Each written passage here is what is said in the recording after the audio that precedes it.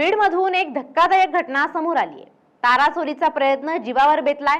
दोन चोर high voltage विद्युत तार चोरी करण्याचा प्रयत्न करत होते, मात्र ही चोरी त्यांच्या जीवावर बेतली आहे।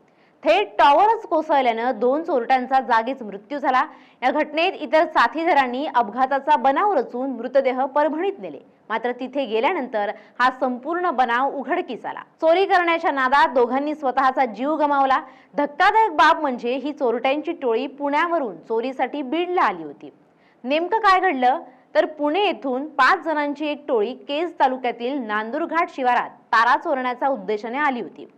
शनिवारी रात्रीच्या सुमारास हे चोरटे हाय व्होल्टेज टॉवरवर चढले आणि तारा कापण्याचं काम सुरू केलं, मात्र याच दरम्यान टॉवर जमिनीवर कोसळला।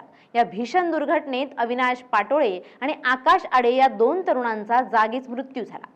मिळालेल्या माहितीनुसार 29 मार्च रोजी रात्री 12:30 सुमारास पुणे जिल्ह्यातील चाकण येथील मेदनकरवाडी येथील अविनाश पाटोळे, आकाश श्रीराम आडे आणि त्यांचे साथीदार हे सूरज श्रीराम गिराम यांच्या कारमधून केज तालुक्यातील नांदूरघाट परिसरातील डोंगण्याची वाडी शिवारातील टोरंटो पवन चक्कीमध्ये निर्माण झालेल्या विद्युत ऊर्जेचं वहन करण्यासाठी उभारलेल्या टॉवरची तार चोरण्यासाठी आले होते। त्यांनी टॉवरवर चढून तार काढत असताना टॉवरचं एका बाजूचं संतुलन ढासळलं आणि टॉवर एका बाजूला ओढला जाऊन लोखंडी टॉवर तुटून खाली कोसळला।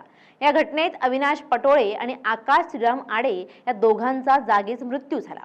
घटनेनंतर घाबरलेल्या इतर 3 साथीदारांनी म्हणजेच आकाश पेठे, दीपक भगत आणि वैभव आदद यांनी पोलिसांपासून वाचण्यासाठी बनाव रचला। त्यांनी या मृत्यूला रस्ते अपघाताचं स्वरूप दिलं आणि दोन्ही मृतदेह एका कारमध्ये टाकून त्यांनी थेट परभणी गाठलं। परभणीत पोहोचल्यानंतर मृतदेह गाडीतच सोडून तिघेही साथीदार तिथून पसार झाले। त्यानंतर गाडीच्या चालकानं जेव्हा रुग्णवाहिकेच्या मदतीनं मृतदेह रुग्णालयात दाखल करण्याचा प्रयत्न केला, तेव्हा मृतांच्या नातेवाईकांना या घटनेची माहिती मिळाली। नातेवाईकांनी चौकशीची मागणी केली असता पोलिसांनी या प्रकरणाचा तपास सुरू केला, तेव्हा अपघाताचा बनाव उघड झाला। पोलिसांनी या घटनेची माहिती मिळताच घटनास्थळी भेट देऊन पंचनामा केला। टॉवर नेमका कसा कोसळला आणि या टोळीचा आणखी कुठे जाळ पसरलेला आहे का याचा देखील तपास पोलीस करतायत।